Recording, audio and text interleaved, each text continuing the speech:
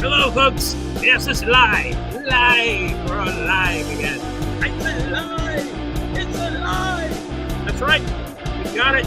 You're here. You're here. You know where we're at. You know. Gosh, I know where we're at. That's right. It's, what is that? What's the name of that thing? It'll come to me in a second. It's the off night. That's right, folks. I'm getting wrong. It's the off night. I know it's the off night all the time. But I tell you what, it's a really good week this week. We have four of the most interesting senior citizens who have nothing to do to talk to you. Okay? But really, your host and MC, the guy who works the tech like you wouldn't believe, and we're secretly trying to get a chat GPT to take over. But you can have him. Here he is, Mark Sweetman. Hey, all right, Andy. How's it going? Good. I talked to a guy who actually uses chat GPT to write his business plans, you know? Yeah.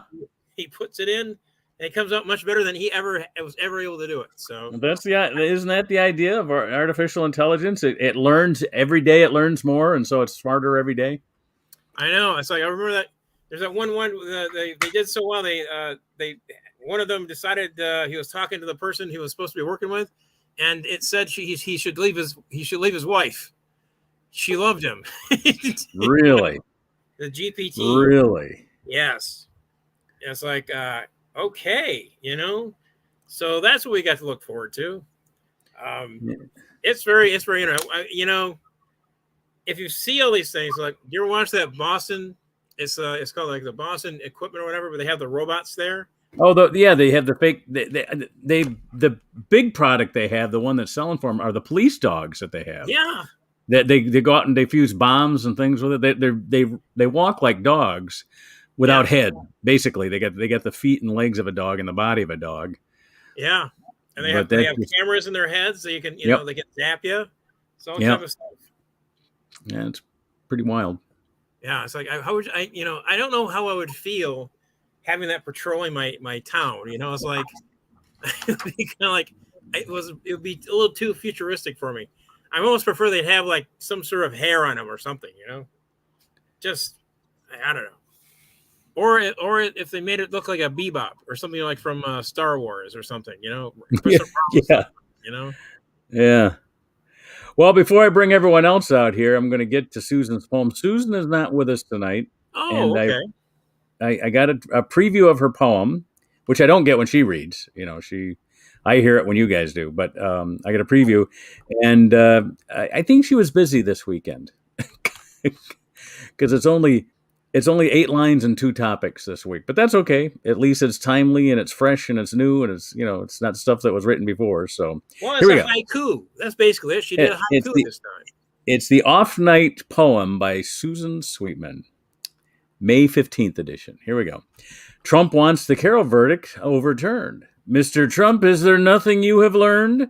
Ex-president is a scum and he's a louse, a worse businessman than Mickey Mouse. The jury found enough for Trump's causation. He is liable for assault and defamation. Let's turn our attention to someone deserving of applause. Native Americans have inherited rights under the laws. This Ponca chief's lawsuit led to a ruling in 1879, and now Chief Standing Bear is on a postage stamp. How sublime! And that is Susan's poem for the week. There we go. Nice. So that's good. Not much this week in her poem. Just beating up on Trump and lauding the postage stamp for recognition 150 years later. Oh yeah. For the Native Americans. So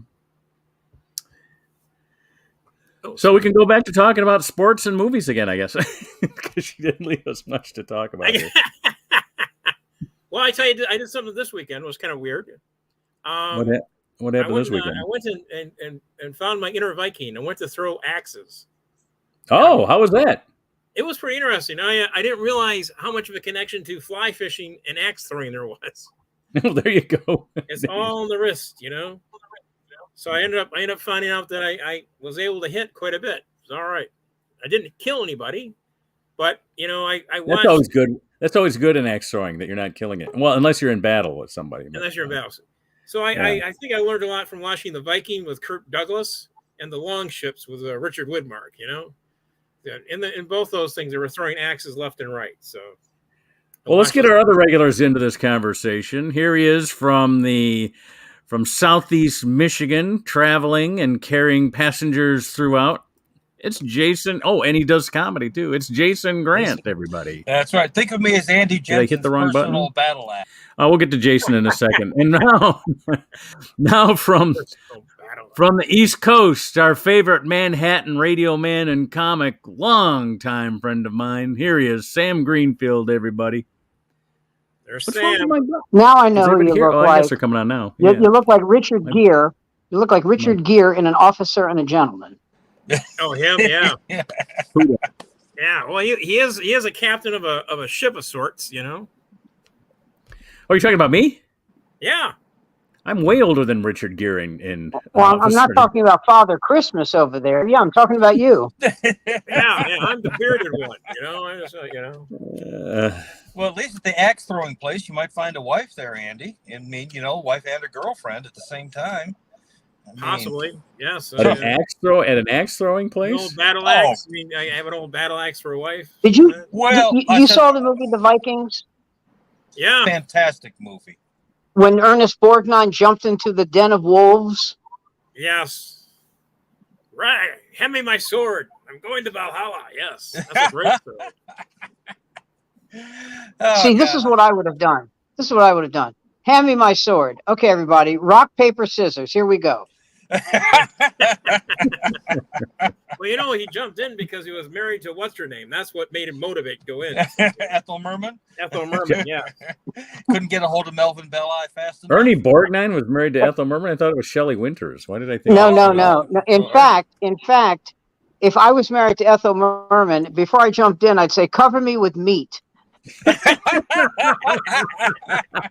And make sure it's bloody. Didn't I tell you the story about him and Ethel Merman? He was in the movie Willard. Yes, oh, yeah. And she would go to see that movie, and she would wait until the part where he gets eaten by rats, and after she saw that, she'd leave. Oh, wow. I'm guessing that marriage didn't end well. Just be thankful they didn't have children. Oh my God! They'd have had a great career playing linebacker for the Packers, man or woman. Giants. But no, the thing is, all I could think of was as far from a looker as you could be. Yeah, you know what? Those two would create someone that would have to chew the scenery because that's the only way you'd notice them because the director would put them so far in the back of the stage. Well, but the thought of the connubial bliss on their wedding night. And if only someone had been there to capture it and memorialize it in some fashion. Every time I think about them on a honeymoon, I think of Susie Essman's line when she says, I dated this Puerto Rican guy. I spent all night going, what are you doing back there?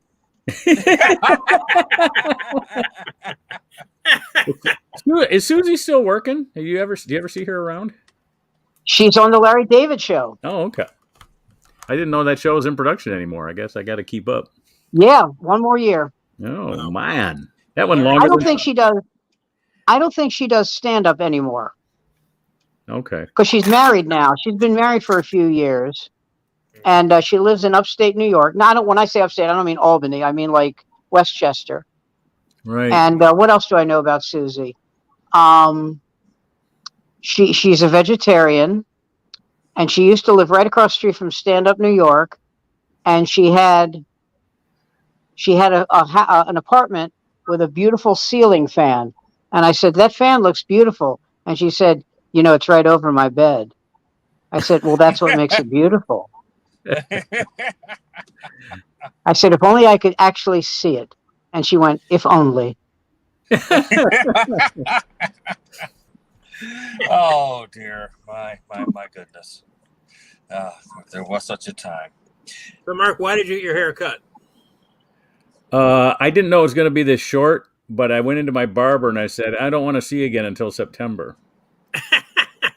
So he enlisted in the Marines. I said, cut my hair short enough that I don't have to see you again all summer. So I said, all he needs is a row of September numbers. 25. I don't know. What's that? Yeah. Yeah, perhaps. I don't know. I've had it cut this short before. You've seen it. Abramowitz, You've seen it this. You've Abramowitz, seen it this year. Silverstein. That's how short it is. I remember that scene from Oh, Starlight by the way, 17. did I send all you guys that thing about the QAnon guy? Yes. Oh my No, God. I must have missed it. Which must have QAnon? Which Oh. QAnon guy is this one? There are so many these days. Do me a favor, Mark. Send it to them. I can put it on. I can put it on here probably. Hold on just Yeah, a second. show it now. It's worth it. All right, you guys discuss while I work on putting this up here. So Okay. You know, if they ever take this show mainstream, Mark's aptitude with technology has got to be part of the program. I mean, that's got to be part of the lead-in. You know, I'm a light year away from criticizing Mark over technical acuity. there you go. Well, the Yeah, thing thank you. between And we between wonder the- why Sam's on every week, huh? you know, well, between the four of Mark us, Mark is Marconi next to me. Okay. Okay, Sam, I remember the creation of silicon. All right, there you go. Remember that great line, Watson, come here. Greenfield's over. You know. That's right. That little bitch spilled acid on my thigh. I'm going to kill him. Oh, God. Yeah, as we laugh our way through the apocalypse and at the ineptitude of the young children who are coming to replace us, I think we're ready for ChatGPT. Speaking of ineptitude, Bring that on. Yeah. speaking of ineptitude, did you see that Trump said that if he's elected, he's going to make Michael Flynn his chief of staff? Of course he is. Well, you know, the thing is, he had a rally scheduled in Iowa that DeSantis beat him to the punch in Iowa, and Trump sat home saying, "Well, there was some thunderstorms around Mar-a-Lago, so I couldn't take Yeah, off." that's happy And- horseshit. It was 75 degrees. I understand that. You know this, but I mean, but the point is that DeSantis, he's playing the long game. You know, from what I can see, let Trump get out there. It's like the political He has to. rope-a-dope, if you will. You know, let Trump punch himself out. Let him burn his money up, and he'll quietly just keep his campaign going. And then when the time What comes, I would do if I was a Republican, you know who I would find very, very attractive as a candidate, and he has no chance of winning. No chance. Asa Hutchinson. You're right. He has got no chance of getting the nomination. None whatsoever. None. He's got a better chance than that former governor of South Carolina, Nikki Haley. Nikki Haley. Nikki Haley. He's got a better chance than her. I think she's running for a cabinet spot. Honestly, I do that's what too. she's up to. I think, And I hope it's mahogany. Hello. A fine Diana Ross movie. But I'll tell you this: that bitch can cook up a vindaloo. Ah. Oh, wow. She loves that porn. She can do spam like you wouldn't believe. Okay. Oh my God, you people are Oh, very look, bad. she's doing an interview, and the phone rings, and she goes, "Hold on, please. Hello, Cody in a hoodie." Oh, That's man. actually a restaurant here in New York. Have you first tried turning the machine off and turning it back on again? Yeah. Yeah. Very Me? funny. Yeah, Very no, I was talking about her answering on the phone. You know, the giving the technical advice that she and so many of her pals are. Oh, by the way, I don't know. Hey, fellas. Comer from Kentucky. Yeah. Mhm. While I am trying to figure out how to get this on the screen, I saw that Wes Partridge is on, and so I'm going to throw him on the. I'm going to go down and throw Wes Partridge on the screen. Jason and Andy, you can introduce Wes to Sam here. He's one of our regulars on Sunday. Okay. Wes. Let me think about Wes. Wes Partridge. Jason, you describe Wes Partridge. All right. I don't think I know Wes. Do I? All right, he's not there anymore. When he comes back up, I'll pop him in there. Come on, get happy. Yeah. So is he the guy that writes all the jokes for your show? He's the one. Oh God, here. He's one of your students, right? Yeah, he's the one-liner guy. He does all the Yeah. one-liners. He comes in. He's the older guy with the one-liners. Wes Right. Patrick. Oh, Right. okay. Now I got All it. right. There you go. Yeah, we finally got him to, so much of his stuff. He says, "Well, this is all from my life, my family," and we finally got him to use the name Trixie for his wife. I love it. Yeah, that's good. Now you can say all the things you want about her, and it's not really hers. It's your comedy wife, not your real wife. So Right. Yeah. I We mean, lost Sam. oh dear. that was actually my wife's suggestion. To lose Sam? Lost Oh, Sam. no, it's a terrible idea. We got to keep No, Sam. the Trixie fake thing. wife, the fake wife Oh. name. Yeah. Yeah, I've Oh, had no. to use a fake wife before too, but it was the '80s. People had expectations back then. Yeah. It's not quite so. People don't care as much anymore. Sadly. She was Um, always in Canada. You couldn't go and see her. You remember? Yeah. Yeah, It's like, no, you don't understand. We have to live apart right now, and I know I have all these things in my closet here. They're hers. Yeah. I buy all the stuff for her. I mean, I know her size. And just my parents would ask questions, and it's like, well, you're just gonna have to accept this the way it is. Sam's back. Sam is back. So, Kinky All right. Boots- So now I think I finally figured how to put this thing up on the screen here. Let me. All right. I'm clicking something called shared screen. Not that means anything to you guys, but I'm just saying it out loud. So if I say something that sounds stupid, you guys go, that doesn't sound right. That's okay. All We're right. going through technical experiences. So Jason, was Kinky Boots a documentary for you? Sadly, yes. Okay. But what can I tell you, Andy? At this point in time, should I even try to deny anything anymore? No. I mean, they grab me by the hand, they throw me into the back of a police car, they drive me off. I don't know whether I'm going to be booked or whether it's a birthday present. So, Mhm. yeah. Thank you, Sam. Thank you.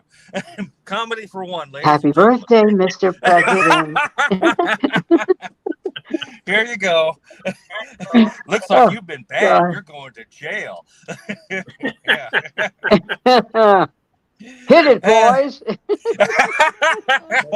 Yeah, that's right. Prisoner of Love. Take it from the top. Line 1. Here we go. Oh, God. Sounds like gas escaping. Oh, God. I was going to post it up too. I watched Dick Shawn's last appearance on the Johnny Carson show. He died a few months after that. The man looked great. It wasn't like he was, fat or anything. I mean, he still had a great set, great hair. And Jim Fix, the jogger, he died. Everybody said he died because he, died of a heart attack because he kept running. No. Yeah. He came from a family. He came from a family of bad tickers. Yeah. He was That's totally what that a was. bad ticker. When we started jogging, he weighed 265 pounds and he smoked 3 packs a day. He quit all that and he was Right. in the best shape of his life when he died. But, Right. him and Denny McClain of the Tigers, they both came from it's a miracle Denny McClain's alive. Sadly. Everyone in his family, every man in his family died by the time they were 45. Which Oh would have my been God. good for Denny. I mean, his reputation would actually be in better shape than it is now. Because we forget. He's hugely overweight. He's hugely overweight, and but he's got to be in his 70s. Yeah, and if he hadn't have done that whole thing with the meat packing plant, people were ready to Right. forgive and forget all the other crap. And he had a regular radio job. He was at a couple nightclubs. He had a little act with he played piano. Well, he was doing fine tell until the stories. meatpacking thing. Yeah, he started doing the, and believe me, when you're talking about packing things, I am the man to go to. It didn't work out for Denny, sadly, and he had to return to the Hooskow there. And I dated a girl from Marquette, Michigan, yeah, and she said sorry, and she said to me once, "You know a lot about the Tigers." I said, "Well, I love them. I don't know what it is about them, a certain affection for the Tigers, and I think it's because of Sparky Anderson." Sparky was a great coach. Something about him I always liked. A great coach, but a great man. His son married a girl from the Philippines, and a friend of his said, "What, he couldn't get a white girl," and he dropped that friend. He dropped him. 35 years, dropped him. How do you say something like I don't mean he decked him. He said, "No, I don't need you." And Sparky Anderson did something when he took a pitcher out of the game. You know, a lot of these guys, they get pissed off and they yell at the manager and all that when they're being taken out. He said, "Here's the rule. I'm going to walk up to the mound. I'm going to hold out my hand. You're going to place the ball in my hand like it's an egg, and you're going to walk off the mound." And I used to watch him when he relieved pitchers, and that's exactly what they did. Hand out very delicately. I was thinking, "Oh, you want an egg, do you?" But no, he did exactly what he was supposed to do. And he's the only. I think he might be the only, or one of the only people who's won a World Series of two different leagues. He is. Yeah. He's the only one. But that was also a time when pitchers expected to go the full 9, whereas now that's I think about someone like Warren Spahn, who had in 1 year had 38 complete games. I mean, those days, you won't see someone today with 10 complete games. Well, Denny McLain with a 30-game win. You'll never. I mean, granted, I don't know what they shot his arm up with. It was 69 or 68 when he did that. 1968. Yeah, and they burned his arm off for all intents and purposes. But we also had a reliever in Detroit for many years, John Hiller, who really set the standard for what the Major League Baseball reliever was all about. I mean, before that, you'd had Clem Labine. I mean, people who were lit. You had Clem Labine. You had Elroy Face. Yeah, I mean, who the year that the Pirates won the World Series, Elroy Face was 18-1. Yeah, they had Vern Law. They had I won $500 in a trivia contest. I was in Pittsburgh, Pennsylvania, and they said, "It's $500 if you can answer this question." And the question was, "What are we here?" Mark, we're going to watch this now. We're going to watch this now. Here we go. Watching the TikTok? Okay. All right. Yeah. Okay. Well, it's there. We're seeing it. We're seeing something. Is it TikTok? Okay. It's Facebook, actually. He says he does what he says. He gets it done. Did he build the wall? I believe he is, and I believe the mainstream. But he didn't. No. I believe that's just lies by the mainstream media, and they're covering up the truth. He won the election? Absolutely. And why isn't he in office? You know what? I mean, if you know what this shirt means, what is this shirt? Q is it's a mix of different things, but it's basically saying that the world is not how it seems. The media is all fake. The media is not reporting accurate information. Not reporting that he is actually in office? What I believe, what actually quite a few Trump supporters believe is that Trump is still the president right now. He is running a shadow presidency, possibly from Mar-a-Lago. The White House, the real White House, is shut down. So you don't like how everything's going with him in office still? So I believe that it's all a movie we're watching. That's what I have been told. It's all a movie, and we have, actors playing different people who. Like who else? So Biden, the real Joe Biden that was with Obama when he was vice president with Obama, he's been executed. So that's like Tupac, Biggie. They have a replacement. He's a hologram. Yes, absolutely. Absolutely, yeah. And you really think that? I do. I genuinely believe it. I believe that we've been brainwashed our whole lives. I really do. And that the fake Biden is being played by. There's a few people playing him. James Woods could be a few other prominent actors who are on Trump's side. Well, Wow. He's right about one thing. He's been brainwashed. Yes. Well, you'd have to have a brain to be washed. I mean, cerebral cortex, maybe there's some cortical material there. I thought that Biden was being played by Burt Parks. Actually, Burt Parks would do a better job of it and could carry a tune. at least, you know. I always felt bad for James Woods because he's a great actor, Yes. and he keeps saying that the reason he's not getting work is because he's a conservative, and that's not the reason he's not getting work. There's a Is he lot of difficult? conservatives in Hollywood. Is he difficult Yeah, on the yeah. set? There's a lot of conservatives in Hollywood, and they're getting work. Okay. I mean, Mel Gibson came out and almost said "Seek Heil" during a prayer, and he's getting Well, work. his father practically did But say the Sieg difference is Heil. the difference is James Woods won't shut up. Yeah. That's the difference. In other words, there are people in Hollywood who make me look like a conservative, but when they're Right. on the movie set, they're doing their job. They're Well, doing it's their all about job. business. That's all. It's all about, and then there's a wonderful actor named Robert Davi who can't Yeah, get yeah. work Right. because during the Iraq War, during a movie set, doing a shoot, right, he would walk up to someone and say, "Are you one of these liberal fags who blah blah blah?" And what are you talking about? We're in the middle of a movie.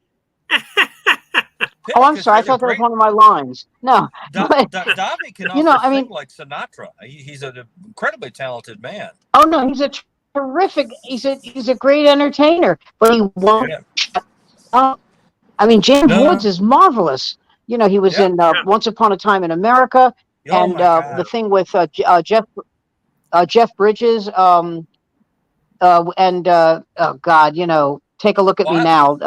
Yeah, I love his supporting role in Casino, where he plays He the was great. card sharp, hustling. Oh man, what a I think he steals the sleazeball! show. And Aren't he's you? playing up against Aren't you What Lester, is the onion field? yeah, tennis the pro, card sharp, the con tennis man, pro, pimp? con man, pimp. Yeah. And the best I thing mean, he did in that scene when yeah, De Niro says, "Here, you want my money?" take it. And he says, "And there's the envelope with $25,000." And he Right. says, "Now get the fuck out of here." And Woods looks at that envelope and he's got a face like, could I risk losing a finger? Yeah. He looked like he so desperately But wants to take that goddamn money. the thing is, though, in that scene is so good because you've got De Niro and Woods, and you also have Sharon Stone saying almost nothing, and Except when she screams at the end. Yeah, when she comes outside, but she's building to that, and you can see that, and it's a beautiful. I mean, it works perfectly. It really does. Oh, she was Oscar nominated for that role. Yeah. And I mean, a lot of people don't like that movie. I think it's one of Scorsese's best. They're nuts. They're nuts. Because they think it's a ripoff of Goodfellas and whatnot, and it's so different from Goodfellas. It's entirely. So different. And one of the ways it's different is, and I know I'm splitting hairs here, but the character that Joe Pesci played in Casino, yes, is not nearly as, believe it or not nearly as violent as the character in Goodfellas. The character in Goodfellas would shoot you in the head if you bumped into him. He shot, in my understanding, he shot people just to test out a new gun. Yes, the real character. Yeah. He was universally disliked by a lot of people. I mean, it was his own people that did him in and disappeared him. Yeah, his body they killed him. Been found. Yeah. He went to the chop shop. They never found. I mean, in the movie, he's got a funeral. In real life, not so much. Like I say, he ended up in what was that one bar in New York where they used to string people up and back and take them apart piece by piece. I think that was Catch a Rising Star. Tough crowd. Yes, exactly. If you die on stage, you die in the back. Exactly. If you were like the 13th person begging to go on and it just didn't work for you, it just didn't go. You know the great line from Catch a Rising Star. Here it is. Okay, first Robin, then David Brenner, then the juggler, then the axe thrower, then you, and keep it tight.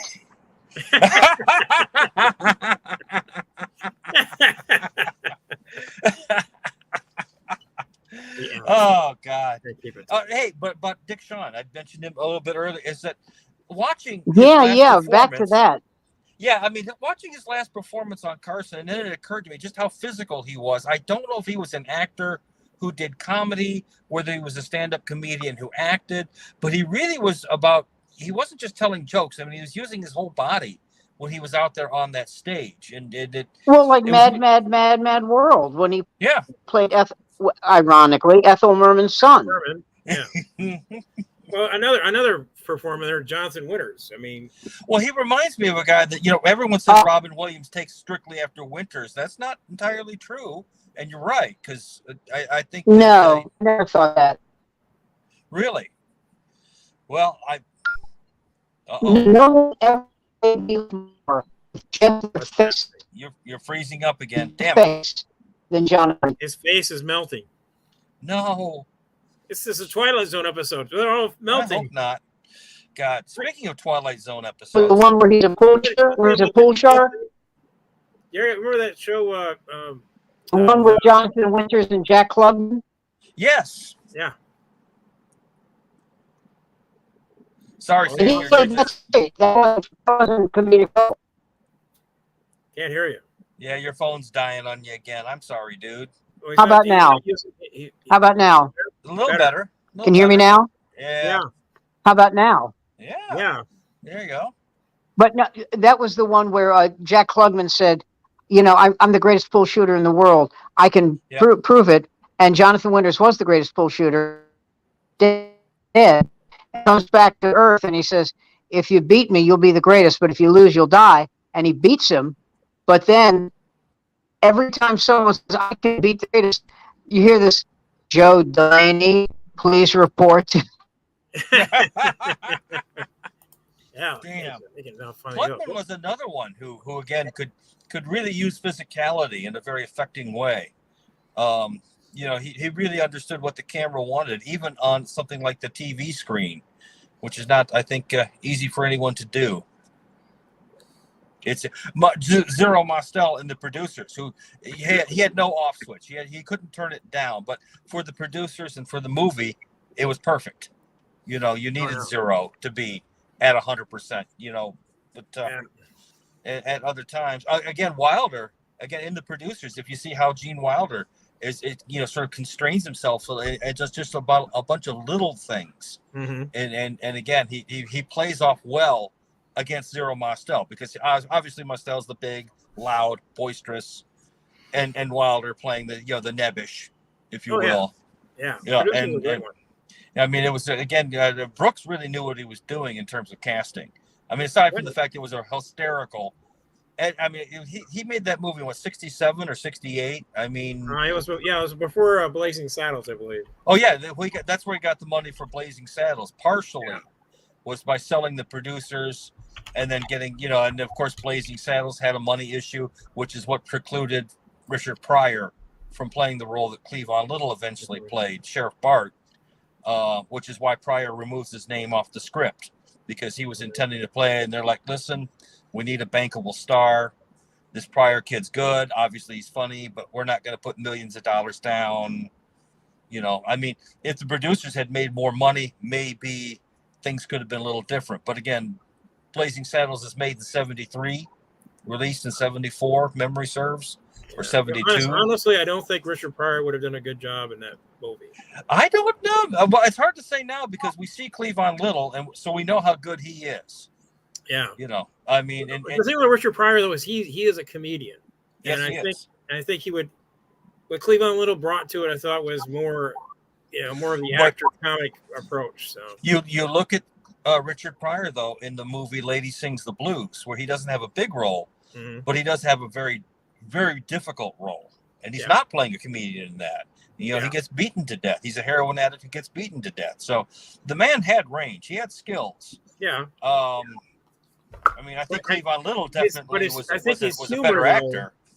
His humor is in pathos. When he did the thing about his material was mostly, the humor came from the pathos, and Cleavon Little's humor did not necessarily come from pathos. Well, the thing is, Cleavon Little at least has a script. He has a director, right? I mean, you can do several different takes. Yeah. And it's only the director and the DP who's going to make the decision as to which one gets in the movie. Yeah. And Little, again, was a bankable star. He'd been on TV. He'd been in movies. Yeah. I mean, was he a better actor than Richard Pryor? Yeah, probably. At that time, yes. Yeah. At that time, yes. But Yeah. if you looked at Richard Pryor on the stage and his material and what he did, he was brilliant. But a lot of pathos is what he brought to his characters. It's one of the things that I'm frustrated with my own, not to put myself in the same category, please. Let me just state that out there. But sometimes I just feel like I get up there and I'm just this kind of lump on stage. Oh, well, join us all. I mean, come on. And there are just times I want to try and find a way to move that a little bit. But then again, also, let's be realistic. I'm an over 300-pound man who's not exactly in the spring of his years. And if you go in the wrong direction, it kind of looks silly. And silly not in a good way, not in the silly way that's going to get you laughs, but silly. But by the same token, it's very easy to kind of just freeze up and stand there.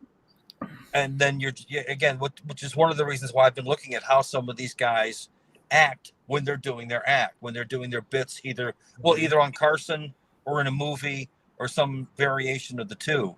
I mean, Andy, you've done regular stage acting, theater acting. I mean, certainly you have a concept of what you have to do to animate your character on stage. Yeah. The issue I'm having right now with stand-up is I work 15 hours a day. Yeah. Well, that too. I'm just totally drained when I get there. Yeah, these ridiculous soul-crushing jobs that are putting us on the SS Zuckerberg right up to Soylent Green Bay, and we're all going to be Soylent Brie. And you're right about the whole food pricing. I'm not sure how funny a joke it is, but it's rather prescient, isn't it? Yeah, it's on top. So I realize I'm doing a lot of material, but I keep trying to get new stuff out. I mean, I'm trying this experiment of trying to do 20 jokes in an hour. Andy, that stuff that you did this week and the week that you did the dojo, was that 3 weeks ago, 2 weeks ago? I can't remember. But those 2 weeks, all that material was great. You should look at the videotapes from those. When Joe gets last night's, I'll get it to you. But send them to me, please. And you should. I shouldn't say you should watch it for anything good or bad, but you need to watch it. And when you're watching it, thinking what you should have done. Yeah. Because every time you look at something that you've done before or listen to it, actually, I prefer listening. And I always tell the comics that I'm tutoring or coaching or teaching or whatever. I always tell them the same thing: audio record, even if there's a video recorder there. Because one, you want to listen to the audio recording on the drive or the bus or the subway home. You want to listen to that, put the earbuds in, because nobody does more than 15 minutes when they're starting out, right? So, and your travel home, whether you walk or drive or ride transportation, is 15 minutes, right? So listen to it, because what's going to happen is as you're listening to it, you're going to be where you were at that moment. You're not going to see you on stage. You're going to see what you were seeing at that time. Mm-hmm. Was I looking at the left side of the audience? Was I reacting to this audience member? And that's what you're going to remember. And you're going to think of things that you could have said, or you're going to, more likely than not, you're going to hear things timed differently when you're listening to it the second time. You're going to say, I should have waited one more beat there. Oh, I should have come in sooner with that type of thing. Then give it a day or two, and then look at the video, because you're going to look at the video as everybody sees you. Yeah. Okay. You know what I mean? You need to separate a little bit. That audio recording, you want it immediately because it's still fresh in your memory. Right. But that video one, give it a couple of days and then look at it, because you're looking at it as you're not trying. You can't be objective because it's you, but you are going to see what other people are seeing. Yeah. Because I think in a lot of cases, your writing is sharp and right on. And it's just the delivery, because and you come off as sort of like, well, this isn't going to work. Well, well, here's another one you're going to hate, that type of thing, which, what? Some comics can get away with that because that's their character, right? But I mean, that's a well-honed craft. They don't start out that way. That just becomes something that they, kind of develops, or maybe their audience leads them to that or something like that.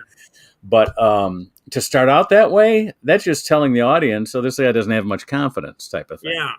No. Well, I remember the one time you brought in Barry Crimmins, and he starts his set by sort of I get pacing around I get thanked more for that than anything I think I've ever done. because it was that and Norm Stoltz were two chances to really see just an absolute masterclass in how to do this up close without a whole lot of distractions.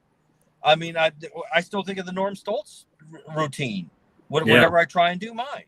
You know, I can't do what Barry Crimmins did. Now, I like the fact that he brought a lot of passion and energy, but, you know, he was wind himself up and pace around the stage and then start presenting. I mean, you and Sam have both seen a lot of comedians. What do you think about these people who know how to hold that stage physically, or the ones who, well, it was kind of a distraction, you know, a little too much?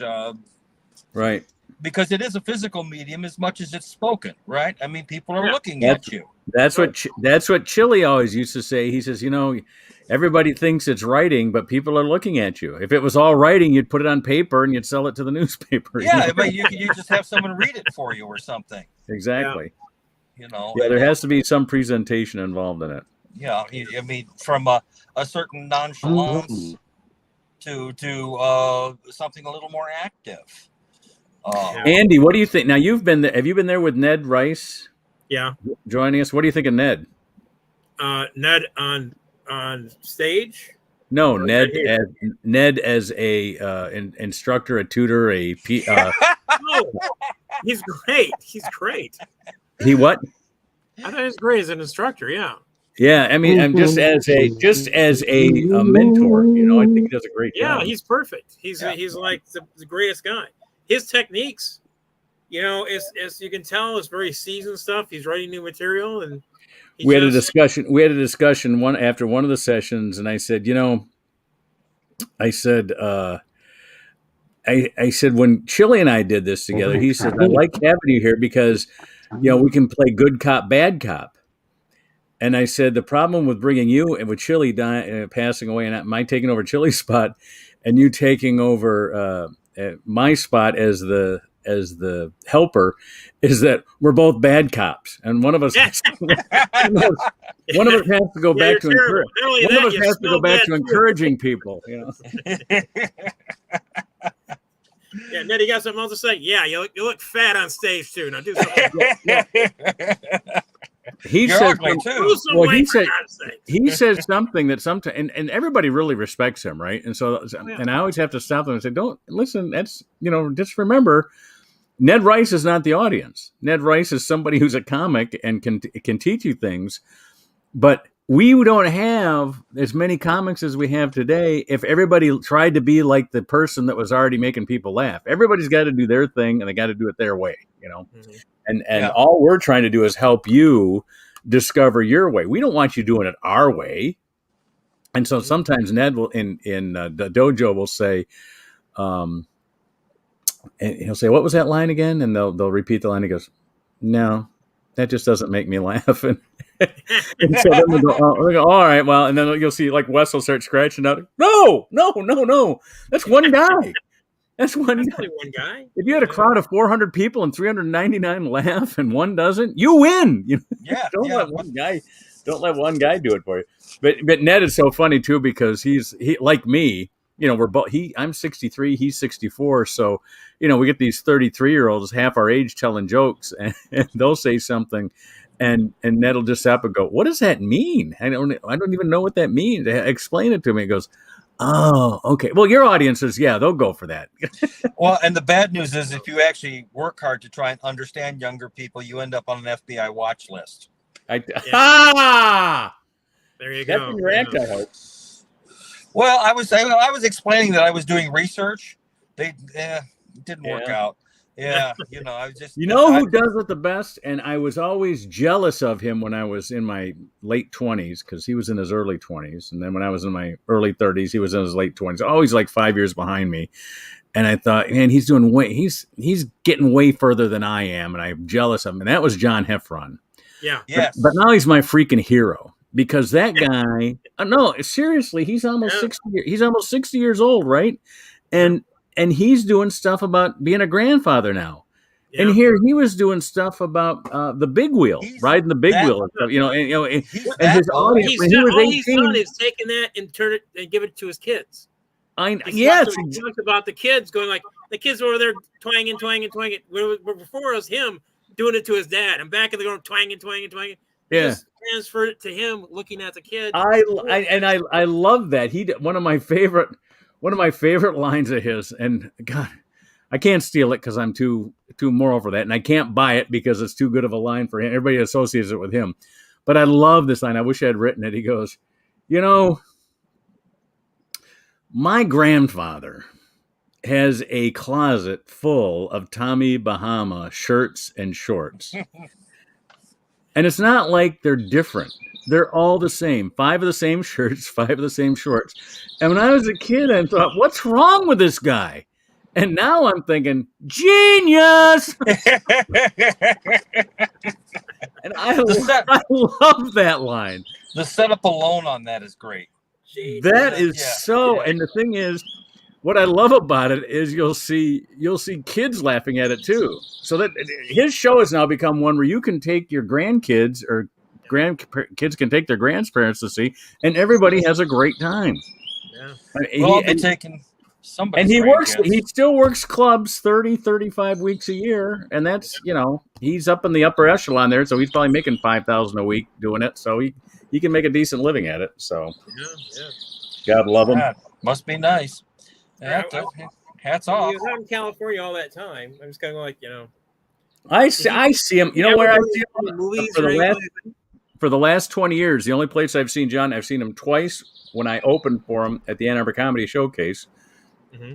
And 3 times I've seen him more at the airport where we're changing planes at the same once in Memphis, once in Denver.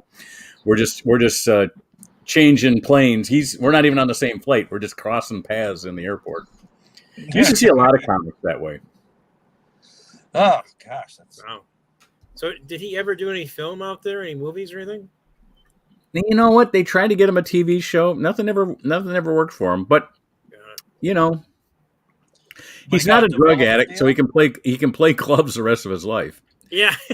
and he said the best thing was when they stopped smoking in all the nightclubs, because then I stopped. Because he says I never smoked, but I did really, because I was working in nightclubs 3 hours a night. So that's like smoking. Yeah, well, there's a place up. Corin went to this place. It was actually a cigar shop, and he was performing, and everyone. It was like I had a flashback. They were all smoking. It was like I was at a PTD experience, some PSTD. I can't do this. I can't perform here. I'm out of here. I can't do this anymore. I was I hated that. I hated going into the places like that with nothing but smoke. You got that layer of smoke at the top. You're on stage. It reminds me of the Blue Oyster Cult concert in '79. Well, Shelley Smith has that. Shelley Smith has that room, the Ohm of Comedy, where it's in a dispensary where they do a show. I've done that show a couple of times. I like the room. And do they let up marijuana in there? It's a dispensary. It's a smoke room. It's at first it was a medical one, but now it's now medical and recreation is kind of merged. So were they ever really separated? I would ask. That's true. Although my daughter, who's a bud aficionado, she prefers the medical because she says if anything happens to it, she think it'd be easier to find an attorney to sue him. You're like always looking forward. Thinking all the time. Thinking all the time. You got it. Yeah, sharp one. Hey, well, we lost Sam about 15 minutes ago, and I don't know what happened to him there. Maybe he had to turn his phone off and turn it back on or something. Yeah. Wes Partridge has been on the board here to get on, but I can't. Every time I click him, it says he needs to turn on his mic and his camera. So I keep sending him text messages to turn on your mic and camera. He goes, he says, "What do you do? Just invite people on your show that are less technically proficient than you are." I think it's a selling point of the show. I definitely we could put together a sizzle reel of various technical difficulties. Well, there's a new. I can't. If I go to look for it on my computer now, I'll probably shut the show down. But there's a new one. It's called Evox or Evmox or something like that. But it's like StreamYard. It's another one of these use your browser Right. as your studio, and I might try that out. And Jason, why don't you give me your calendar? Mm-hmm. And you can too, Andy, if you want to. If we can all get together sometime other than Monday night at 8:00, where we could like try out some of these things, and maybe Get better at doing I'd like to pre-record some stuff and just hit a button and make it go. it. Yeah. Yep. Cool. Now, That would be were you nice. guys able to see? Were you guys able to see that 7-minute clip I just played? We didn't see the whole 7 minutes, but we did get enough to feel the dumb. Yeah. I think I grew an extra Y chromosome during the whole. Yeah. Yeah. It's like it's sort And of. I'm a Trump supporter, but I mean, I see this and I'm like, okay, this. I mean, gotta stop, please. Right. Somebody pull the plug. You remember that movie Little Big Man? And they had the discussion between Yeah. and what's his name was like, he kept telling what? How can you tell these lies to these people? It's like, you just gotta tell what the lie. The two-legged man will believe anything. The whales get to the bottom of the ocean. The wilder, the better. It's a great speech. Got it. Again, Mr. Pennybrook. It was Mr. Pennybrook and Jack. And Mr. Pennybrook kept getting whittled down. Lost his leg, lost his eye. Well, it's funny. Is that Little Big Man? Is that what you're talking about? Yeah, Little Big Man. No, okay. I was watching a lot of Dustin Hoffman clips from The Graduate over the weekend. Oh, you were putting them on. You were putting them on the feed. I saw. Yeah, a couple of them there. I mean, because again, the him and Anne Bancroft, that is one of the darkest, funniest. I mean, the whole movie with him and Anne Bancroft is so obviously it's so improbable. It's so uncomfortable. It's so Mike Nichols. Anne Bancroft was only like 8 years older than Dustin Hoffman was. Yeah. But she plays that role to such a fucking T. It's amazing. And then of course the young Catherine Ross playing Elaine. I mean, and she's just, she's so Elaine. I mean, and the movie is just torches the UMCs. I grew up, the old Bob Seger expression, upper middle class. Upper middle class, yeah. I met Anne Bancroft in my when I was working at the bookstore in L.A. Right. And so she came in. She's like, she had a little card. She needed some help. She's looking for chicken soup of the soul. So I helped them out like this and said, well, you have 2 credit cards. You want to use your credit card or Mel Brooks? And she looked at me and said, it's his birthday present. Put it on his. Oh, that's funny. Oh God. Well, that's a great story. It is. Yeah. That only gives you an Anne Bancroft story. That gives you a Mel Brooks story. And I know. Funny story too. I mean, I tried. I think I sent him a letter, telling him the story. So I hope maybe he got it. I don't know. Well, that his agent. And she had like the triple crown of acting. So she won like an Emmy, a Grammy, an Emmy, an Oscar, and a Tony? Yeah, probably. Which is, I think she got the Tony for I want to say The Miracle Worker. Maybe I'm wrong about that. I know she did get it for the movie The Miracle Worker. Yeah, she was doing it with Patty Duke, I think. Yeah. Yes, and. I don't know what she got the Emmy, but again, fine actress, and again, and a terrific movie, and again, it was Robert Surtees was the director of photography. He just did an incredible job photographing that movie. It's so beautiful, yet so dark and so bleak, all at the same time, and that takes a real artist's eye to do that. What was the movie about? Where they were behind the lines? They were a Jewish troupe with Mel Brooks and Anne Bancroft. Oh, yes. They had the big phone and they're like, Hitler, yes. It's like the woman's, it's highlights of Shakespeare or something. Yes, it was. Hold on.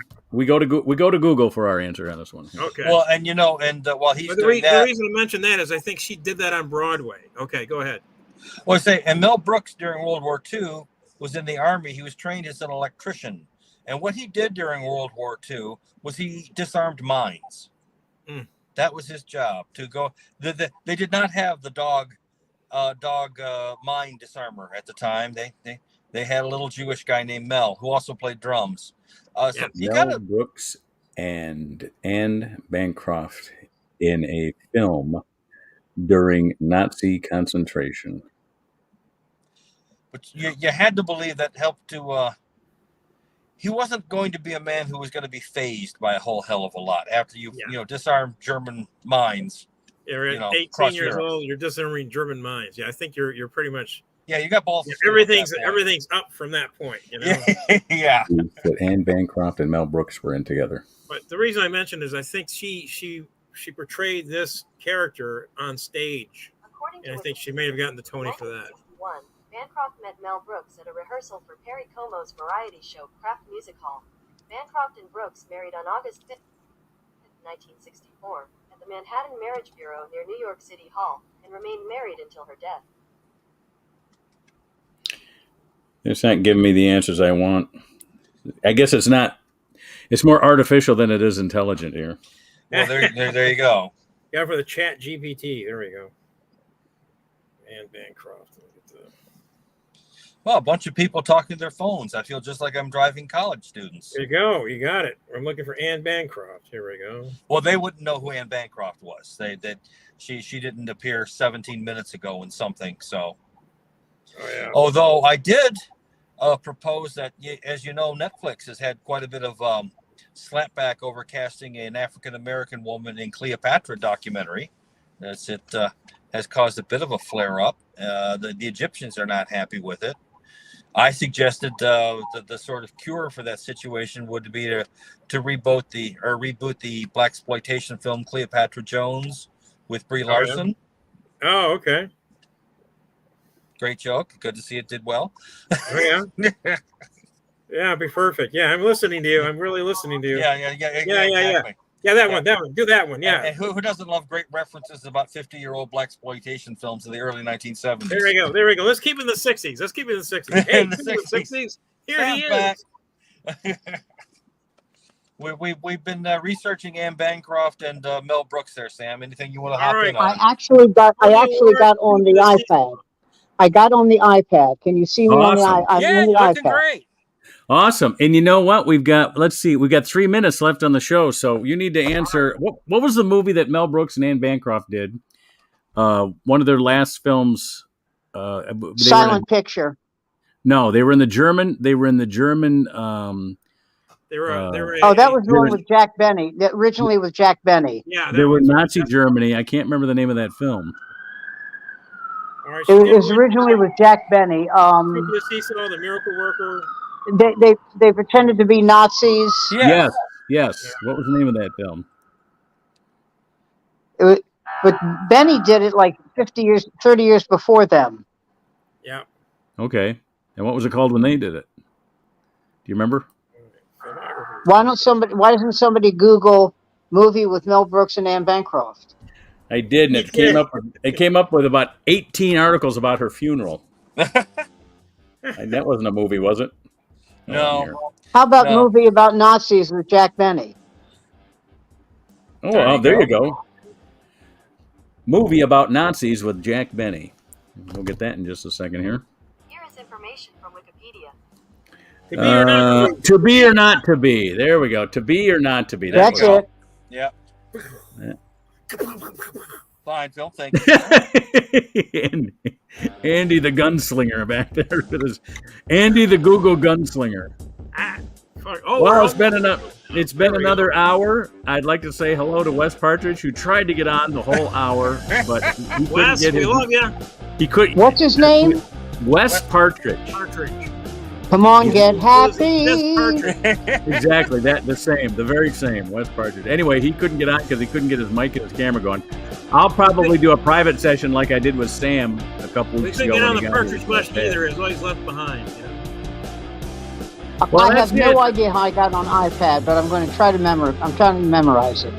Good. All right. Well, you know what? I might send out a note to everybody. I want to work a little bit offline on our show. You sound like you're playing a Jew's harp. I am a Jew's harp. Thank you. You guys stay on until we get done here, but I'm going to close this show out right now. Everybody else will see you next Monday night at 8 o'clock. It's the off night. Old comics telling old stories, but having a good time. We'll see you next week. We're always in the 60s, but we're living in the 2020.